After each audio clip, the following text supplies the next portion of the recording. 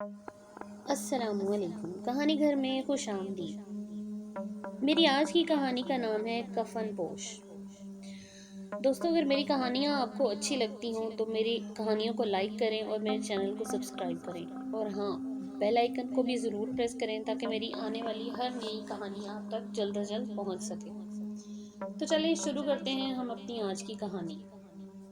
یہ نومبر کی ایک ٹھٹھراتی ہوئی اتوار کی شام تھی۔ رینالڈ کو ایک عجیب سی اداسی اپنے رگوں پہ رینگتی ہوئی محسوس ہو رہی تھی۔ وہ اپنی اس کیفیت کو دور کرنے کے لیے یوں ہی بے مقصد گلیوں میں پھر رہا تھا۔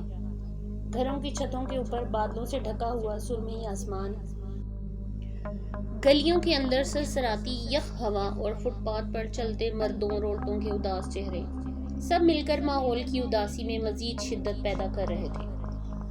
گلیوں میں اسٹریٹ لیمپ جلنا شروع ہو چکے تھے۔ اس نے بے مقصد دن کی سردی کو اپنی روح میں اترتے ہوئے محسوس کیا۔ اس کی نظر تار گھر کے کونے پر ایک شخص پر پڑی جو اپنے ہاتھوں میں ایک ہینڈ بل تھامے کھڑا تھا۔ بے تاثر سی آنکھوں سے ادھر ادھر دیکھ رہا تھا۔ جب رینالڈ اس کے قریب پہنچا تو اس شخص نے بے صبری سے ایک کاغذ نکال کر اس کی طرف بڑھا دیا۔ اس لہو جما دینے والی سردی میں رینالڈ ایک لمحے کے لیے بھی اپنے ہاتھ گرم جیبوں سے باہر نکالنے کو تیار نہ تھا۔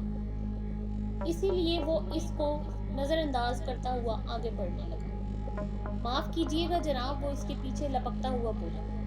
کیا آپ نہیں دیکھیں گے کہ اس اشتہار میں کیا لکھا ہے؟ جو بھی لکھا ہو، لیکن یہ مجھے نہیں چاہیے۔ مجھے یقین ہے کہ اس اشتہار میں وہی کچھ لکھا ہے جس کی آپ کو ضرورت ہے۔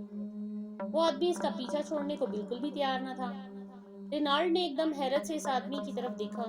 اس کے کپڑے پھٹے ہوئے تھے اور جسم کے نظر آنے والے حصے سردی کی وجہ سے نیلے پڑ رہے تھے۔ اس کی آنکھوں میں ایک عجیب سی امید بھری چمک تھی اور لہجے سے وہ پڑھا لکھا معلوم ہوتا تھا۔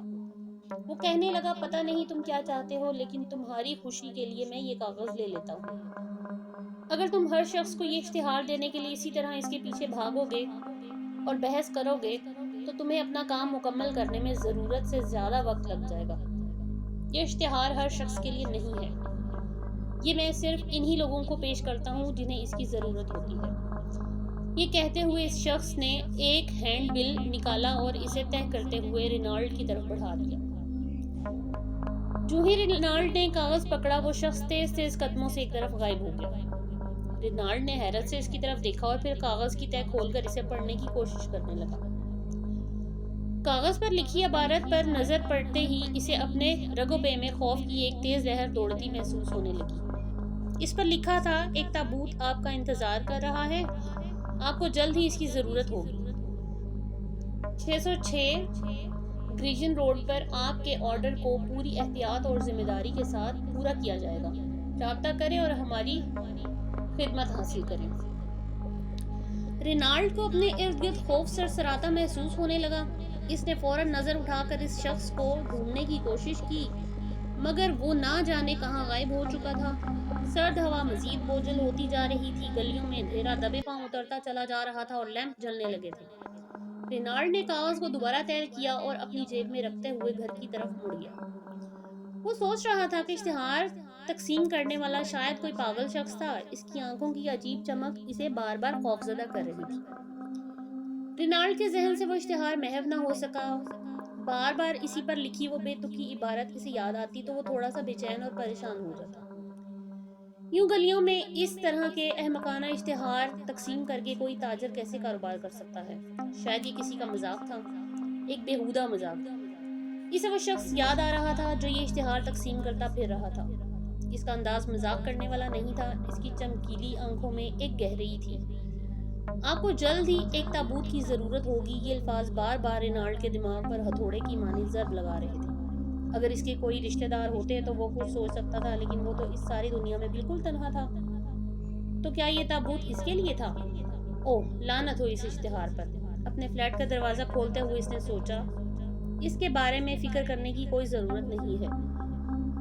مجھے کسی دیوانے تاجر کی خواہش کو اپنے اعصاب پر سوار نہیں ہونے دینا چاہیے۔ میرے پاس دفن کرنے کے لیے کوئی نہیں ہے۔ اس کے باوجود یہ بات اس کے ذہن سے اتر نہ سکی۔ رات 10 بجے جب اس کا پڑوسی ڈاکٹر اسے ملنے آیا تو رینالڈ نے یہ عجیب سا اشتہار اس کے سامنے رکھ دیا۔ ڈاکٹر نے اس پر ایک گہری نظر ڈالی اور پھر توجہ سے ساری عبارت پڑھنے لگا۔ کچھ دیر اس پر غور کرتا رہا، پھر کہنے لگا، پریشان ہونے کی ضرورت نہیں، یہ صرف ذہنی طور پر بیمار لوگوں کو ڈرانے اور خوفزدہ کرنے کا ایک طریقہ ہے۔ رینالڈ خاموشی سے اس کی طرف دیکھتا رہا۔ ڈاکٹر پوچھنے لگا، کیا تم نے ڈائریکٹری سے معلوم کرنے کی کوشش کی ہے کہ جو ایڈریس اشتہار میں لکھا ہے وہ عمارت کس کے نام پر ہے اور وہاں کیا کاروبار ہوتا ہے؟ رینالڈ سر ہلاتے ہوئے اٹھا اور میز پر پڑی ایک موٹی سی ڈائریکٹری اٹھا لایا۔ دونوں نے مل کر 606 گریہن روڈ تلاش کیا۔ وہاں درج تھا ہارڈنگ جے کیفے فروش۔ یہاں تو کچھ زیادہ معلومات درج نہیں تھیں۔ ڈاکٹر بڑبڑایا، تابوتوں کا سوداگر تھوڑا سا غیر معمولی ہے نا؟ رینالڈ نے سوال کیا۔ مجھے لگتا ہے وہ تجارت کے لیے ہول سیل تابوت تیار کرتا ہے۔ پھر بھی یہ اشتہار سراسر بے وقوفی کا ایک ٹکڑا ہے، اسے اس طرح تقسیم نہیں کرنا چاہیے تھا۔ ڈاکٹر نے جواب دیا، میں کل خود اس پتے پر جا کر دیکھوں گا۔ رینالڈ نے دو ٹوک انداز میں کہا۔ ٹھیک ہے، اس نے تمہیں ایک دعوت نامہ بھیجا ہے تو ضرور جانا چاہیے، ڈاکٹر نے مسکراتے ہوئے کہا۔ شام کو جب ہم ملیں گے تو مجھے اس بارے میں بتانا، یقیناً کوئی خاص بات نہیں ہوگی وہاں، یقیناً ایسا ہی ہوگا۔ رینالڈ بھی بولا، میرے پاس دفن کرنے کے لیے اپنے سوا اور ہے ہی کون، اسے تابوت کے لیے اپنا ماپ ہرگز نہ دینا۔ رینالڈ ڈاکٹر ہنستے ہوئے بولا۔ اگلا دن ان خوبصورت نیلے چمکدار دنوں میں سے ایک تھا جو نومبر کے مہینے میں لندن کے لوگوں کی قسمت میں کبھی کبھار ہی ہوتا ہے۔ اپنے دن بھر کے کام نپٹانے کے بعد رینالڈ شام ڈھلنے سے پہلے ہی گرین روڈ پہنچ گیا۔ ڈائریکٹری میں درج نامکمل ایڈریس کی وجہ سے وہ اپنے آپ کو تھوڑا الجھا ہوا محسوس کر رہا تھا۔ 606 گرین روڈ کسی عام دکان کی طرح نظر نہیں آ رہا تھا۔ کھڑکیوں پر سیاہ رنگ کے بھاری پردے پڑے ہوئے تھے۔ دکان کے دروازے پر کوئی بورڈ بھی لگا ہوا نہیں تھا، نہ کوئی ایسی علامت تھی جس سے اظہار ہوتا ہو کہ یہاں تابوت فروخت ہوتے ہیں۔ کسی اجنبی کے لیے یہ اندازہ لگانا قطعی ناممکن تھا کہ یہاں کس چیز کی تجارت ہوتی ہے۔ اس کاروبار کا مالک کون ہے؟ رینالڈ کا ذہن مزید الجھ گیا۔ جب وہ دکان کا دروازہ کھول کر اندر داخل ہوا تو ایک اطلاعی گھنٹی شور مچانے لگی۔ دکان کے اندر ایک چوڑا کاؤنٹر پڑا ہوا تھا جس کی دوسری طرف کسی گیس برنر کے جلنے کی آواز سنائی دے رہی تھی۔ اس کے علاوہ دکان میں کوئی فرنیچر نہیں تھا اور نہ ہی کوئی سامان تجارت وہاں۔ ایک کونے میں دیوار سے ٹیک لگائے ہوئے لکڑی کے چند تختے ضرور نظر آ رہے تھے۔ رینالڈ نے 1-2 منٹ انتظار کیا مگر جب کوئی زیرو دکان کے اندر نہ آیا تو اس نے اپنے پاؤں سے فرش کو بجانا شروع کر دیا۔ یہ حربہ کارآمد ثابت ہوا کیونکہ جلد ہی اس نے لکڑی کی سیڑھیاں چڑھتے قدموں کی آواز سنی۔ کاؤنٹر کے پیچھے کا دروازہ کھلا اور ایک آدمی دکان میں داخل ہوا۔ اسے دیکھتے ہی رینالڈ ششدر رہ گیا۔ یہ وہی شخص تھا جو کل رات ٹھٹھرتی سردی میں پھٹے پرانے کپڑے پہنے سڑکوں پر اشتہار تقسیم کرتا پھر رہا تھا، مگر اس وقت وہ کافی صاف ستھرے لباس ملبوس تھا۔ رینالڈ تو فوراً اس کو پہچان گیا مگر اس شخص کی آنکھوں میں اجنبیت تھی، وہ شاید اسے پہچان نہ پایا تھا۔ میں آپ کی کیا خدمت کر سکتا ہوں؟ اس نے خوش دلی سے پوچھا۔ رینالڈ نے وہ ہینڈ بل کاؤنٹر پر رکھ دیا جو اس نے کل شام دیا تھا۔ میں اس کے بارے میں جاننا اور بات کرنا چاہتا ہوں۔ یہ بہت بےہودہ حرکت ہے، کمزور اعصاب والے لوگوں کے لیے یہ جان لیوا ہو سکتا ہے۔ یہ آپ کا ذاتی خیال ہے جناب، یقیناً ہمارے نمائندے نے آپ پر واضح کر دیا ہوگا کہ یہ اشتہار ہر کسی کے لیے نہیں ہے، یہ صرف اسی کو دیا جاتا ہے جس کو اس کی ضرورت ہوتی ہے۔ یہاں تم غلطی کر رہے ہو، رینالڈ تیزی سے بولا، کیونکہ میرا تو کوئی رشتہ دار بھی نہیں ہے جو عنقریب مرنے والا ہو، سوائے اپنے آپ کے تابوت فروش نے نرمی سے اس کی بات مکمل کر دی۔ رینالڈ نے غور سے اس کی طرف دیکھا، پھر کچھ کہنے کے لیے منہ کھولا ہی تھا کہ تابوت فروش نے ہاتھ اٹھا کر اسے روک لیا اور کہنے لگا، جناب یہ کوئی عام کاروباری ادارہ نہیں ہے، ہمارے پاس ایسی معلومات موجود ہیں جو ہمیں اپنے کاروبار کو آگے بڑھانے میں مدد دیتی ہیں۔ کیسی معلومات؟ رینالڈ نے حیرت سے پوچھا۔ اگر ہمارے نمائندے نے آپ کو اشتہار دیا تھا تو اس کی وجہ یہ تھی کہ وہ جانتا تھا کہ جلد ہی آپ کو اس کی ضرورت ہوگی۔ آپ بظاہر سمجھدار نظر آتے ہیں لیکن آپ کے الفاظ احمقانہ محسوس ہو رہے ہیں۔ یہ بیہودہ اشتہار آپ نے خود مجھے دیا اور اب آپ کہتے ہیں کہ آپ نے ایسا اس لیے کیا کیونکہ آپ جانتے تھے کہ مجھے اس کی ضرورت پڑے گی۔ میں ایسا کیوں کروں گا؟ اس دفعہ رینالڈ کے لہجے میں غصہ نمایاں تھا۔ تابوت فروش کندھے اچکاتے ہوئے بولا، کیا آپ نہیں جانتے کہ مردہ لوگوں کے لیے تابوت کیوں ہوتا ہے؟ مردہ آدمی رینالڈ خوف کے مارے اچھل پڑا۔ کیا میں آپ کا نام جان سکتا ہوں رینالڈ؟ شکریہ، میرا نام ہارڈنگ ہے، جی جے ہارڈنگ۔ دیکھیے مسٹر رینالڈ، اگر ہم کہتے ہیں کہ آپ کو ایک تابوت کی ضرورت ہے تو یہ عین ممکن ہے کہ آپ کو ایک تابوت کی ضرورت پڑے۔ یعنی آپ کا مطلب ہے کہ میں رینالڈ نے ایک جھرجھری لے کر اپنی بات نامکمل چھوڑ دی۔ آپ بالکل ٹھیک سمجھے مسٹر رینالڈ، 24 گھنٹے یا اس سے بھی کم وقت میں آپ کو ہماری خدمات کی ضرورت ہے۔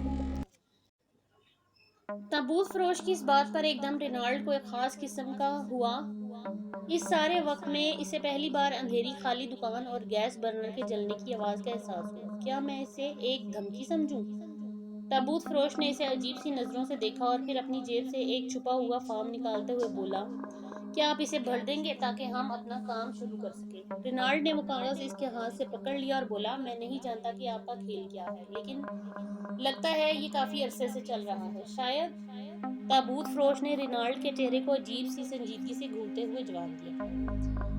ایک لمحے کے لیے رینالڈ ڈر سا گیا۔ اسی لمحے اس کی نظریں تابوت فروش کی نظر سے ملی اور پھر اس کا دماغ یوں جیسے ایک نقطے پر مرکوز ہونے لگا۔ ان آنکھوں میں وہی عجیب سی چمک تھی۔ اس نے کچھ کہنا چاہا مگر ہونٹ نہ ہلا سکا۔ اس کے کان گیس برنر کی آواز پر مرکوز تھے، پھر باقی ہر آواز پس منظر میں چلی گئی۔ یہ آواز اسے یوں سنائی دینے لگی جیسے دل کی دھڑکن ہو۔ تابوت فروش کی نظریں بڑی سے بڑی ہوتی چلی گئیں، یہاں تک کہ وہ آگ کے ایک بڑے دائرے میں بدل گئیں۔ پھر رینالڈ نے کاؤنٹر سے قلم اٹھایا اور خاموشی سے فارم بھرنے لگا۔ آپ کا بہت بہت شکریہ مسٹر رینالڈ، تابوت فروش نے شائستگی سے مصافحہ کرتے ہوئے کہا۔ اب آپ مطمئن رہیے، آپ کو ہماری خدمت بر وقت مہیا ہوگی۔ رینالڈ دکان سے باہر فٹ پاتھ پر کچھ دیر کے لیے کھڑا ہو کر یاد کرنے کی کوشش کر رہا تھا کہ تھوڑی دیر پہلے اس کے ساتھ کیا ہوا تھا۔ اس کے ہاتھ کی پشت پر ہلکی سی خراش محسوس ہو رہی تھی۔ جب اس نے بے ساختہ اس خراش کو اپنے ہونٹوں سے چھوا تو اسے اپنے ہونٹوں پر شدید جلن کا احساس ہوا۔ گرین روڈ پر جلتے لیمپ اسے لہراتے اور گھومتے محسوس ہو رہے تھے۔ قدم بھی لڑکھڑا رہے تھے۔ گھر پہنچنے کے لیے اس نے ٹیکسی کو ضروری سمجھا۔ گھر پہنچنے تک اس کا سر پوری طرح گھومتا محسوس ہو رہا تھا۔ رات کے تقریباً 10 بج چکے تھے جب اس کا پڑوسی ڈاکٹر اپنے وعدے اور معمول کے مطابق اس کو ملنے کے لیے آیا۔ وہ رینالڈ کے فلیٹ پر پہنچا تو اسے بیرونی دروازہ کھلا ہوا ملا۔ یہ کوئی غیر معمولی بات نہیں تھی۔ عموماً رینالڈ اس کے انتظار میں دروازے کو کھلا چھوڑ دیتا تھا۔ اندر داخل ہوا۔ ڈاکٹر نے چھوٹے سے ہال میں بلب جلا دیا اور حسب عادت اپنے پیچھے دروازہ بند کر لیا۔ سارے گھر میں ایک عجیب سی خاموشی چھائی ہوئی تھی۔ اس نے دھیرے سے رینالڈ کو پکارا۔ جب کوئی جواب نہ ملا تو ڈرائنگ روم کا دروازہ دھکیل کر کھول دیا۔ دروازہ پوری طرح کھل گیا۔ سامنے ہی رینالڈ ایک کرسی پر بیٹھا ہوا نظر آیا، یوں جیسے وہ سو رہا ہو۔ اس کا چہرہ اس کے سینے پر جھکا ہوا تھا۔ ڈاکٹر نے ایک بار پھر اسے پکارا۔ اس بار رینالڈ نے کوئی جواب نہ دیا۔